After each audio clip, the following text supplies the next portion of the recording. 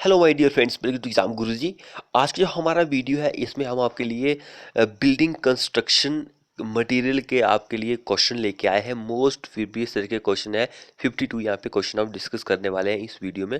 तो जो first question हमने रखा है वो बहुत ही कॉमन क्वेश्चन तो नहीं है, बोल सकते ऐसे बोल सकते हैं कि बहुत ही कॉम्प्लिकेटेड क्वेश्चन है यहाँ पर। तो क्वेश्चन को ध्यान से देखिए, क्वेश्चन क्या बोलता है। क्योंकि कई स्टूडेंट ऐसे होते हैं कि जिप्सम क्वेश्चन दिया गया तो ऐसा ही तुक्का लगा देते हैं, यार इग्निसिस रॉक होगा, मेटामॉर्फिक होगा, इस तरह तुक्का लगा देते हैं। तो इस तरह से तुक्का नहीं लगाना है। क्वेश्चन को सबसे पहले समझना पड़ेगा आपको कि क्वेश्चन एक्चुअल में बोल क्या रहा है। तो देखिए हमारे पास क्वेश्चन बोल रहा है कि जिप्सम इज ए। मैंने आपको जब मैं आपको रॉक्स के बारे में बता रहा था तो जिप्सम के बारे में बताया था कि जिप्सम जिप्सम जो होती है एक सेडिमेंट्री रॉक्स होती है। ग्रेनाइट जो होती है वो होती है इग्निसिस रॉक। जिप्सम जो होती है लाइमस्टोन, हमारे पास सैंडस्टोन हो गया, शेल हो गया, स्लेट हो गया, कुछ इस तरह के एग्जांपल, कॉन्ग्लोमेरेट हो गया, ये सेडिमेंट्री रॉक्स के एग्जांपल होते हैं। तो अब देखिए जो हमारे पास एक सेडिमेंट्री रॉक्स होती है उसको हमने तीन कैटेगरी में डिवाइड किया हुआ है। तीन कैटेगरी अब कौन कौन सी होती है। एक तो केमिकली, जो केमिकली होती है, जैसे कि यहाँ पे दिया गया है केमिकली सेडिमेंट्री रॉक होती है। दूसरा जो होता है वो क्लास्टिक सेडिमेंट्री रॉक्स होती है। एंड तीसरा जो होता है ऑर्गेनिक सेडिमेंट्री रॉक होती है। तो तीन तरह की सेडिमेंट्री रॉक्स को डिवाइड किया हुआ है। तो इनमें से हर एक के अलग अलग एग्जाम्पल दिए हुए हैं। तो यहाँ पे सिंपली पूछा गया कि जिप्सम किसका एग्जाम्पल होता है। अगर सिंपल आपसे पूछा है कि सेडिमेंट्री रॉक्स का कौन कौन से एग्जाम्पल होते हैं, तब आपको जिप्सम देना है। जब आप लाइमस्टोन, कॉन्ग्लोमरेट हो गया, हमारे पास मड स्टोन हो गया, शेल हो गया, इस तरह के लाइमस्टोन हो गया, चौक हो गया, इस तरह के एग्जाम्पल तब आपको देने हैं। लेकिन ऐसा आपको दिया गया कि मैकेनिकली, केमिकली, क्लास्टिक, ऑर्गेनिक इस तरह से दिया हो, तब आपको देखना पड़ेगा कि कौन सा एग्जाम्पल बनता है। तो चैनल को अभी तक सब्सक्राइब नहीं किया तो कर लीजिए, साथ में बेल आइकन को दबा लीजिए। तो जिप्सम के बारे में बताया गया। तो जिप्सम जो होती है एक केमिकली प्रिसिपिटेटेड और सेडिमेंट्री रॉक्स होती है। केमिकली इट मीन्स कि केमिकली सेडिमेंट्री रॉक होती है। अब यहाँ पे हमारे पास जो एग्जाम्पल आते हैं, एक तो मैंने आपको जिप्सम बता दिया है। जिप्सम के बाद हमारे पास जो रॉक का सॉल्ट होता है, रॉक सॉल्ट जो होता है वो भी इसी में ही आता है। एंड एक और आता है, वो भी आप लिख लीजिए, हेलिट, हेलाइट, अब ऐसे बोल सकते हैं। एक होता है चर्ट। ये भी कुछ इस तरह के एग्जाम्पल हैं। कुछ बहुत ही अजीब से नाम सुने होंगे, मैंने तो पहली बार सुने हैं इस तरह के नाम जो है। लेकिन बुक्स पर लिखा तो हम क्या करें भाई, आपको बताना तो पड़ेगा कि इस तरह के भी होते हैं। तो ये चीज़ इंपॉर्टेंट है, इन लिख लीजिए। हो सकता है कि आपको अभी एग्जाम में क्वेश्चन आ जाता तो आप लोग सोचते हैं कि यार क्वेश्चन कहाँ से डाला है। तो आपको बोला गया है कि भाई रॉक से क्वेश्चन आएंगे, तो ऐसा नहीं बोला कि इन्होंने जो आपकी बुक पर दिए हम वहीं से क्वेश्चन पूछेंगे। तो रॉक जो होती है, चाहे जिस तरह की रॉक्स हो, इसके पार्ट जो होते हैं, सब पार्ट जो होते हैं, सब पार्ट के जो सब पार्ट होते हैं, वहाँ से भी क्वेश्चन आपसे पूछा जा सकता है। तो आपको ध्यान रखना है। तो ये हमारे पास केमिकली प्रिसिपिटेटेड सेडिमेंट्री रॉक्स होती है जिप्सम। और भी मैंने थोड़े बहुत एग्जाम्पल आपको बता दिए। हो सकता है कि यहाँ से भी आपसे क्वेश्चन पूछा जाए। अब नेक्स्ट देखिए, granite is not suitable for ordinary building purpose because. Granite जो होता है, हमने कई बार डिस्कस कर चुके हैं कि ग्रेनाइट बहुत ही महंगा होता है, इसलिए हम ऑर्डिनरी जो साधारण बिल्डिंग होती है उसमें हम क्यों यूज करेंगे भाई। ऑप्शन ये वाला हमारा करेक्ट आंसर हो जाएगा। ग्रेनाइट जो होता है ये आता है अब इग्निसिस रॉक की कैटेगरी में, तो इसको आप याद रखिए। अब यहाँ पे देखिए बोल रहा है कि कौन सा हार्ड वुड है। हार्ड वुड कौन सी कैटेगरी में आता है। तो देखिए आपसे ये कई बार क्वेश्चन पूछा गया है कि हार्डवुड की कैटेगरी में कौन सा आता है। तो शीशम जो होता है ये हार्डवुड में आता है। चीर, ये देवदार, आपने देखा होगा कि ये जो होते हैं ये दो ऐसे होते हैं जो कि सॉफ्ट की कैटेगरी में आते हैं। पाइन ऑटोमेटिकली सॉफ्ट में आ जाएगा, तो बी हमारा इस क्वेश्चन में आंसर हो जाएगा। अब यहाँ पे देखिए बोल रहा है कि कौन सा पेयर जो है, जोड़ा जो दिया गया है इन दोनों में से जो कि सॉफ्ट वुड का है। तो मैंने आपको पीछे अभी बताया था। देखिए हमारे पास चीर एंड दियोदार, चीर एंड दियोदार इज सॉफ्ट की कैटेगरी में आएगा। ऑप्शन सी हमारा आंसर हो जाएगा। बाकी देखिए ये तो मैंने आपको पीछे बताया था हार्डवुड है, हार्डवुड क्या आता है, ये सॉफ्ट है, सॉफ्ट है, ये हार्ड है, सॉफ्ट, सॉफ्ट, ये दोनों क्या आगे हार्ड की कैटेगरी में आगे, सॉरी ये, हाँ ये दोनों हार्डवुड की कैटेगरी में आगे। तो ऑप्शन नंबर सी हमारा आंसर करेक्ट आंसर हो जाएगा। तो जिसने चैनल को सब्सक्राइब नहीं किया है वो कर लीजिए, साथ में बेल आइकन को दबा लीजिए। अब देखिए, which of the following timber is suitable for making sports good. जो स्पोर्ट्स के सामान वगैरह जो होता है उसको बनाने के लिए आप किस लकड़ी का यूज करते हैं, कौन से टिम्बर का यूज करते हैं? तो उसके लिए आप यूज करते हैं मलवरी। मलवरी, ऑप्शन ए हमारा आंसर हो जाएगा। अब अगला देखिए, यहाँ पर ये क्वेश्चन बहुत ही ज़्यादा इंपॉर्टेंट है। यहाँ पर मैं आपको ट्रिक बताता हूँ। देखिए, in which of the following direction the tensile strength जो होती है टिम्बर की इज मैक्सिमम। टेंसाइल स्ट्रेंथ जो होती है टिम्बर की वो मैक्सिमम होती है कौन सी डायरेक्शन में? Parallel to grain, perpendicular to grain. इन दोनों में से आपको कंफ्यूजिंग होता होगा। देखिए, जहाँ पर मैक्सिमम की बात करेगा, जितनी ज़्यादा आपकी मैक्सिमम स्ट्रेंथ होगी उतना ज़्यादा हम ऐसे एक ट्रिक सोच सकते हैं कि जितना ज़्यादा हमारा स्ट्रक्चर छोटा होगा उतनी ज़्यादा उसकी स्ट्रेंथ होगी।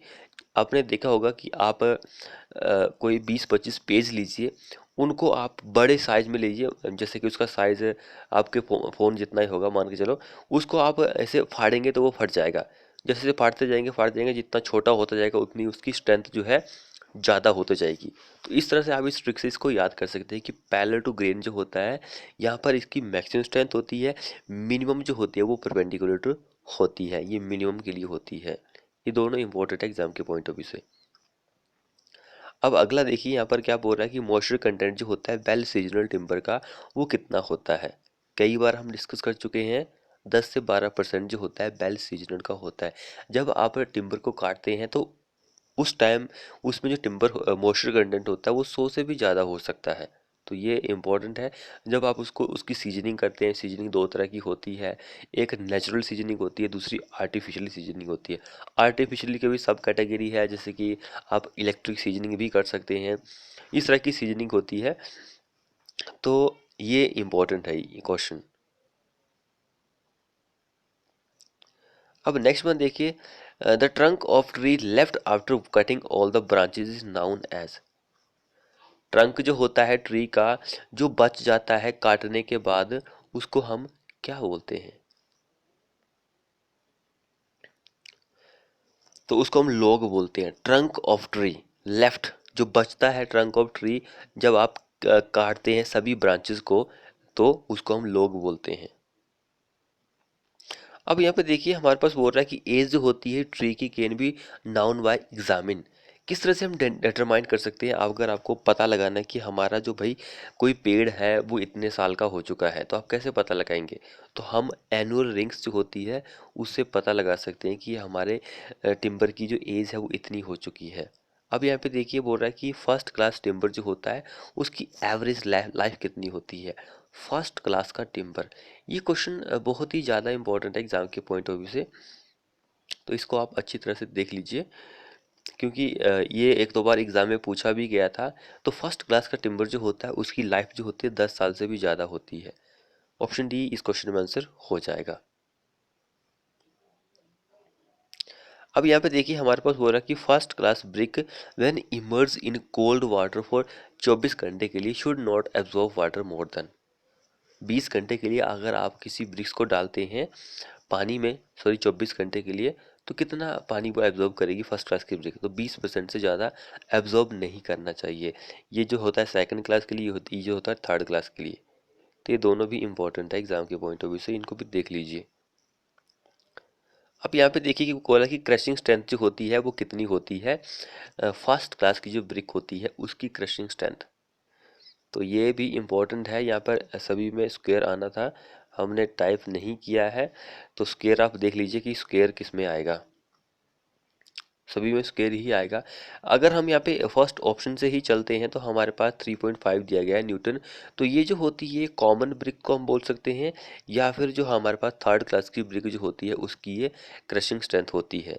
अगर हम सेकंड ऑप्शन की बात करें तो ये सेकंड के लिए होती है, सेकंड क्लास की जो ब्रिक होती है। और अगर हम थर्ड ऑप्शन की बात करें तो ये फर्स्ट क्लास की ब्रिक के लिए होती है। हमारे पास सी इस क्वेश्चन में आंसर हो जाएगा। अब देखिए, यहाँ पे बोल रहा है कि परसेंटेज जो होता है एलुमिना का वो कितना होता है? अगर हम एलुमिना की बात करें तो 20 से 30% होता है। सिलिका की बात करें 50 से 60%, इन दोनों का परसेंटेज होता है। एलुमिना जो होता है वो प्लास्टिसिटी देता है, एंड सिलिका तो स्ट्रेंथ ही देगा। ऑप्शन हमारे पास बी इस क्वेश्चन में आंसर हो जाएगा। अब यहाँ पे देखिए कि मॉड्यूलर ब्रिक है, उसका नॉमिनल साइज कितना होता है। देखिए हमारे पास क्या होती है, मॉड्यूलर ब्रिक होती है, उसका एक नॉमिनल साइज होता है, एक स्टैंडर्ड साइज होता है। स्टैंडर्ड साइज तो ये वाला होता है, हम नहीं, यहाँ पर थोड़ा ऑप्शन गलत दिया गया है। तो standard size 19x9 x 9 centimetre होती है। तो ये स्टैंडर्ड साइज होता है। अगर नॉमिनल साइज की बात करें तो हमारे पास आंसर ये वाला हो जाएगा, डी इस क्वेश्चन में आंसर बन जाएगा।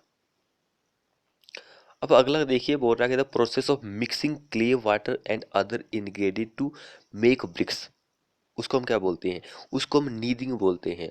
मिक्स करना, clay water other ingredient, kneading हम उसको बोलेंगे। अब अगला देखिए, बोल रहा है कि द फ्रॉग जो होता है ब्रिक्स का इन ए ब्रिक मैसनरी, फ्रॉग जो होता है ब्रिक्स का ब्रिक मैसनरी में, वो जनरली कहाँ पर होता है। सबसे पहले आपको जो फ्रॉग होता है उसका साइज पता होना चाहिए। साइज की अगर हम बात करें, लेंथ जो होती है 10 सेंटीमीटर होती है। इसकी डेप्थ जो होती है वो बहुत ही ज़्यादा इंपॉर्टेंट है। जो डेप्थ होती है, गहराई जो होती है 1 से 2 सेंटीमीटर इसकी गहराई होती है। इस पॉइंट को आप याद रखिए। फ्रॉग की अगर हम बात करें तो इसको हम टॉप साइड प्रोवाइड करते हैं, इसलिए प्रोवाइड करते हैं ताकि हमारी जो मोटार एंड ब्रिक होती है इन दोनों में एक जोड़ बने रहे, जिसको हम बॉन्ड बोलते हैं। बॉन्ड बना रहे, जोड़ बना रहे, ताकि स्ट्रेंथ हमें मिल सके। अगर कोई फ्रॉग ही नहीं होगा, हमारी ब्रिक जो है बिल्कुल प्लेन होगी, तो हो सकता है कि अगर हम उस पर प्रेशर लगाएं तो वो निकल जाए, एक होलो आपका स्पेस वहाँ पे बन जाए। तो फ्रॉग होना बहुत ही ज़रूरी है स्ट्रेंथेबल वॉल के लिए, तो इस चीज़ को याद रखिए। अगला देखिए, number of BRICS required for, sorry यहाँ पे 1 होना था, 1 क्यूबिक मीटर या फिर 2 क्यूबिक मीटर आप रख लीजिए। 2 क्यूबिक मीटर के लिए पूछा गया, मान के चलो कि 2 क्यूबिक मीटर के लिए पूछा गया, तो हमारा आंसर ऑप्शन डी आंसर हो जाएगा। तो यहाँ पे 2 ही था हमारे हिसाब से, क्योंकि हमने 1000 प्रोवाइड किया है, 500 भी लिखा है, लेकिन 1 के लिए पूछ पूछ के बोर हो गए थे, तो इसलिए हमने 2 कर दिया। तो ऐसा सोचिए, ऑप्शन नंबर डी हमारा आंसर हो जाएगा। अब देखिए, quick lime is a, quick lime जो होता है वो क्या होता है, कैल्शियम कार्बोनेट होता है, कैल्शियम ऑक्साइड होता है, कैल्शियम हाइड्रो ऑक्साइड, या फिर नन ऑफ एबव। तो क्विक लाइम जो होता है वो कैल्शियम ऑक्साइड ही होता है, कैल्शियम ऑक्साइड ही होता है। अब नेक्स्ट देखिए, यहाँ पे बोल रहा है कि the main ingredient of port land, port land, यहाँ पे स्पेस मिल चुका है, पोर्ट लैंड, देखिए कंफ्यूज करने के लिए, पोर्ट लैंड सीमेंट। अब आपको आज पढ़ना पड़ेगा ना, नहीं तो आप कई स्टूडेंट ऐसे होंगे कि इस क्वेश्चन को कैसे पढ़ेंगे, पता है। The main ingredient of port, यार यहाँ पे एंड था कि लैंड है कि क्या है, सीमेंट, अब क्या होगा, तो कैसा कंफ्यूज हो जाते हैं। तो कंफ्यूज नहीं होना है मेरे भाई, ये कंफ्यूज करने के लिए क्वेश्चन नहीं बनाया है। तो क्या आंसर होगा हमारा, ऑप्शन नंबर ए इस क्वेश्चन में आंसर हो जाएगा। लाइम एंड सिलिका, इन दोनों का परसेंटेज जो होता है बहुत ही ज़्यादा होता है सीमेंट में, इसलिए मेन यही होते हैं। उसके बाद देखिए, कंप्रेसिव स्ट्रेंथ आपको फाइंड आउट करनी है, सीमेंट की पूछ रहा है तो हमारा क्यूब का साइज ये होता है। कंक्रीट की फाइंड आउट करनी है तो हमारा साइज ये होगा। तो ये 20 क्वेश्चन में आंसर हो जाएगा। अब यहाँ पे देखिए, पूछा गया है कि स्लंप जो होता है, जो कि मास कंक्रीट के लिए रेकमेंड किया गया है, 25 से 50 होता है, 50 से 100, या फिर 100 से 125, या फिर 125 से 150, कितना होता है स्लंप वैल्यू। सो जो स्लंप जो होता है वो कंक्रीट पर किया जाता है, ताकि हम वर्केबिलिटी को फाइंड आउट कर सके कि कितनी वर्केबल है। तो यहाँ पे मास कंक्रीट के लिए पूछा गया, तो हमारा आंसर ऑप्शन ए हो जाएगा, 25 से 50 mm का स्लंप होता है। अब अगला देखिए, बोल रहा है कि जब भी आप कंप्रेसिव स्ट्रेंथ टेस्ट करते हैं या फिर टेंसाइल स्ट्रेंथ टेस्ट करते हैं, तो उसमें मोटार जो रहता है, सीमेंट मोटार जो होता है, उसमें क्या रेशो रहता है, प्रोपोर्शन क्या रहता है, ये हमसे पूछा गया है। 1 रेशो तो सभी को पता है कि 1 रेशो अब कितना होगा, तो उस सीमेंट के लिए हमारा ये वाला रेशो होता है, बी इस क्वेश्चन में आंसर हो जाएगा। अब अगला देखिए, which of the following cement contain maximum percentage of di calcium silicate, इन चारों में से डाई कैल्शियम, जो हमारे पास डाई कैल्शियम सिलिकेट होता है, उसका परसेंटेज किस में ज़्यादा होता है, ऑर्डिनरी पोर्टलैंड सीमेंट में, लो हीट में, रैपिड हार्डनिंग में, या फिर सल्फेट रजिस्टिंग में। तो आपको सबसे पहले ये पता होना चाहिए कि rapid sorry die calcium silicate जो होता है वो क्या देता है, ये आपको अल्टीमेट स्ट्रेंथ देता है। इसकी प्रोसेस जो होती है 28 दिनों के बाद ही शुरू होती है। अल्टीमेट स्ट्रेंथ के लिए हमारा यही बोग्स कंपाउंड ही रिस्पॉन्सिबल होता है। तो वो लो हीट सीमेंट हमारा आंसर हो जाएगा। अब अगला देखिए, प्योरेस्ट फॉर्म जो होती है, यहाँ पे पारेस्ट दिया गया लेकिन प्योर, शुद्ध शुद्ध फॉर्म जो होती है वो कौन सी होती है? Road iron.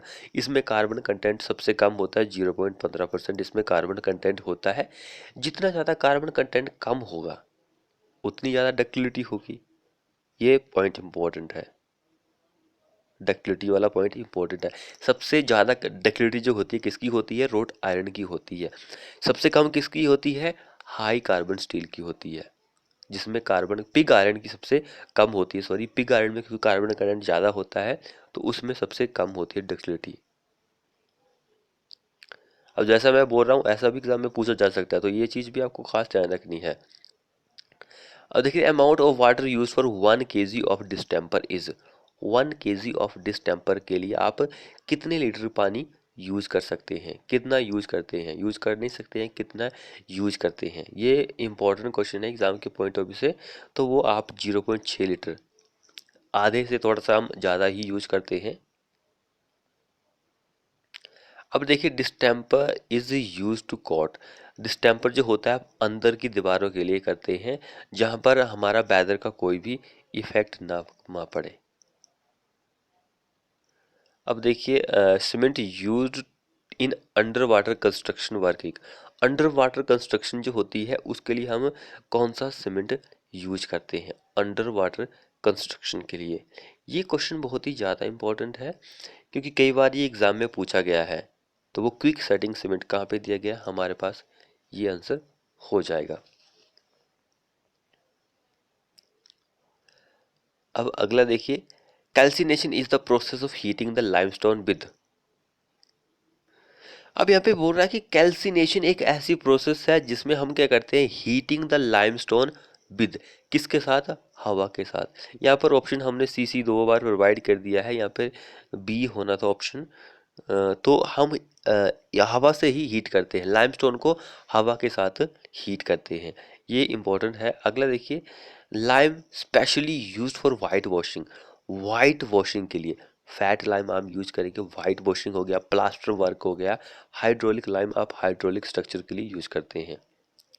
अब देखिए यहाँ पर बोल रहा है कि commonly used raw material in manufacturing of cement, manufacturing of cement के लिए आप कौन सा रॉ मटेरियल जो होता है उसको यूज करते हैं? स्लेट, लाइमस्टोन, रॉक या फिर सैंडस्टोन, किसको आप यूज करते हैं? लाइमस्टोन, हाँ बी ऑप्शन दिया गया है, लाइमस्टोन हम यूज करते हैं, रॉ मटेरियल लाइमस्टोन ही होता है। अब अगला देखिए, working of sand cause because of, bulking of sand जो होती है किस वजह से होती है? ये क्वेश्चन भी हम कई बार कर चुके हैं। बल्किंग वाला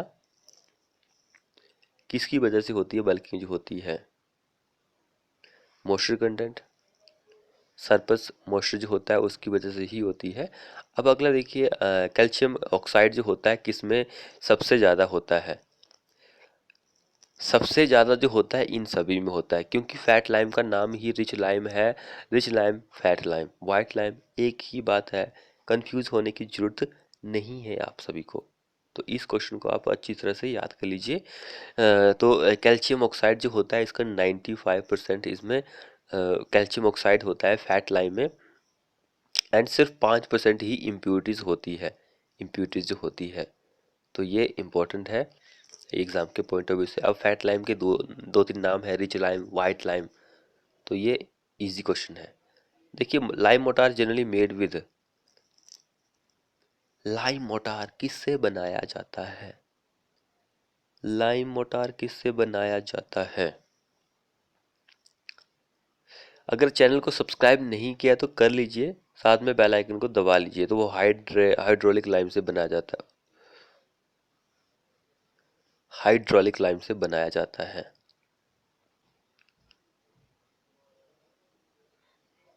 अब देखिए, which lime slack with water and mainly contain calcium oxide, calcium oxide तो पता है कि फैट लाइम में ही होता है सबसे ज़्यादा। वैसे इस क्वेश्चन का आपको होमवर्क पर आंसर भी देना है कि इस क्वेश्चन में क्या आंसर होगा। वैसे फैट लैम जो होता है, सॉरी, कैल्शियम ऑक्साइड जो होता है फैट लैम में सबसे ज़्यादा देखने को मिलता है। लेकिन जो प्रीवियस ईयर का क्वेश्चन है उसमें इसको आंसर बताया गया है, ये डी वाले को आंसर बताया गया है क्विक लाइम। तो आपको कमेंट बॉक्स में आंसर भी लिखना है। वैसे जो क्विक लाइम होता है, जब आप पानी उसमें डालते हैं तो वो स्लैग करता है, तो ये क्विक लाइम इसके अकॉर्डिंग सही आंसर बैठता है, तो उन्होंने सही दिया होगा। ऑप्शन डी इस क्वेश्चन का आंसर हो सकता है, तो ये चीज़ भी आपको ध्यान रखनी है। अब देखिए बोला कि strength to cement is provided bye.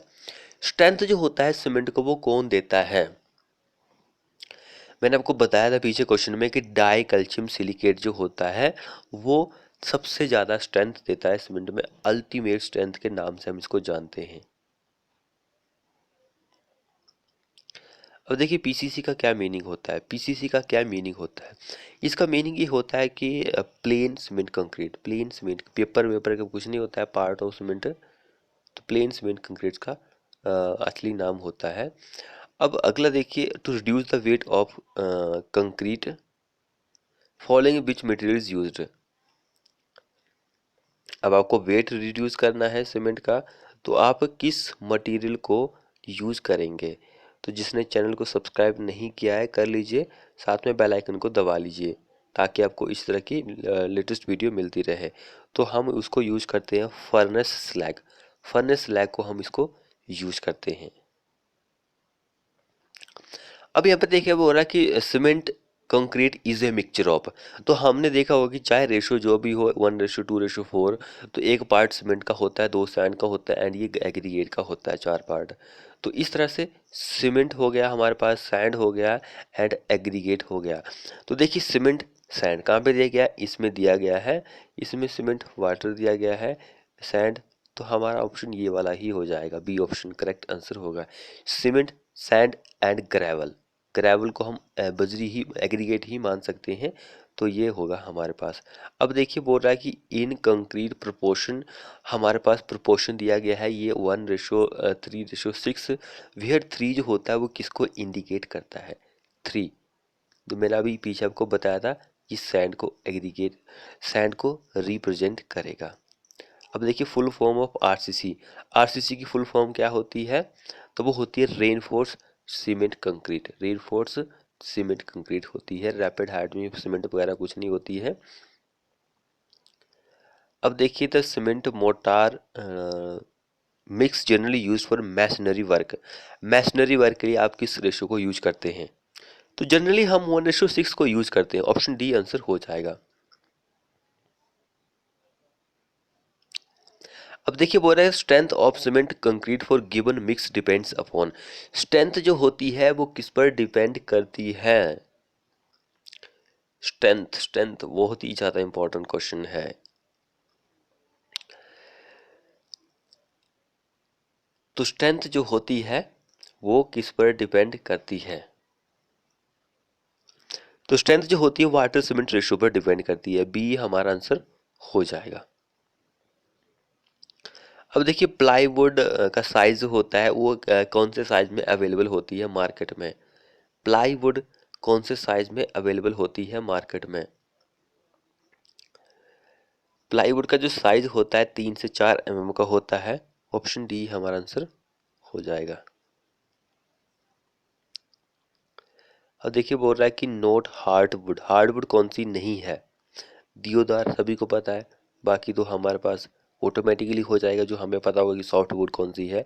अब देखिए purpose of seasoning is, main purpose क्या होता है? हमें मॉइस्चर कंटेंट को रिमूव करना होता है, ऑप्शन ए हमारा आंसर हो जाएगा, यही मेन पर्पज है। अब देखिए plywood is identify bye, plywood जो होती है हम उसको कैसे आइडेंटिफाई कर सकते हैं कि हमारे पास में भाई प्लाई लेनी है, तो हम उसको कैसे आइडेंटिफाई करेंगे कि हमें इतनी प्लाई दे दो कि क्या दे दो? तो अब कैसे, तो उसको थिकनेस से हम आइडेंटिफाई करते हैं कि इतने की प्लाई हमें चाहिए भाई, तो दो भाई। तो अब देख नेक्स्ट देखिए, एज ऑफ ट्री में बी जजड फ्रॉम, तो इस क्वेश्चन में हमारा आंसर नन ऑफ एबव हो जाएगा क्योंकि एनुअल रेंज जो होती है उसी से हम जज करते हैं। अब देखिए मोस्ट वैल्यूएबल टिम्बर जो होता है वो कौन सा होता है, मोस्ट वैल्यूएबल टिम्बर कौन सा होता है, मोस्ट वैल्यूएबल टिम्बर कौन सा होता है, तो वो होता है teak, teak wood, option D. अब नेक्स्ट क्वेश्चन क्या बोल रहा है कि बीनियरिंग इज क्या होता है, बीनियरिंग क्या होता है, ये क्वेश्चन भी बहुत ही इंपॉर्टेंट है। वैसे सारे ही क्वेश्चन इंपॉर्टेंट है एग्जाम के पॉइंट ऑफ व्यू से, तो जिसने भी अभी तक चैनल को सब्सक्राइब नहीं किया है कर लीजिए, साथ में बेल आइकन जो होता है उसे भी प्रेस कर लीजिए। तो इस क्वेश्चन में हमारा जो आंसर होगा thick layer of superior would glues to interior would, तो सी हमारा वीनियर वही होता है। अब देखिए इनवर इज ए निकल स्टील एंड निकल कंटेंट बिटवीन, बोल रहा है कि इनवर जो होती है वो निकल स्टील की होती है, जिसमें निकल जो होता है वो कितने परसेंट का होता है, निकल जो होता है वो कितने परसेंट का होता है। अगर हम यहाँ पे निकल की बात करें तो निकल जो होता है हमारे पास यहाँ पर वो ऑप्शन नंबर यहाँ पर हो जाएगा डी आंसर, 40 से 50। अब यहाँ पे बोल रहा है कि wrought iron contain carbon up to, मैंने आपको बताया था सबसे कम कार्बन कंटेंट इसमें होता है। अगर कार्बन कंटेंट कम है जो डक्टिलिटी क्या होगी, ज़्यादा होगी। अब अगला देखिए यहाँ पर बोल रहा है कि cast steel is manufacture by, cast steel जो होता है किसके द्वारा, किस प्रोसेस के द्वारा मैन्युफैक्चर किया जाता है, तो वो होता है क्रूएबल प्रोसेस। क्रूएबल प्रोसेस जो होती है उसके द्वारा आप इसको बेस, जो बेस पर प्रोसेस होती है वो स्टील किया जाता है, तो ऑप्शन ए हमारा आंसर हो जाएगा, इसको आप याद रखिए। तो फ्रेंड्स ये थे हमारे मोस्ट 52 क्वेश्चन, हमने सिर्फ 27 मिनट में कंप्लीट कर दिए हैं। तो वीडियो को अपने दोस्तों के साथ शेयर कीजिए फटाफट से, और चैनल को सब्सक्राइब नहीं किया तो कर लीजिए, साथ में बेल आइकन को दबा लीजिए। मिलते हैं ऐसी ही नेक्स्ट वीडियो में।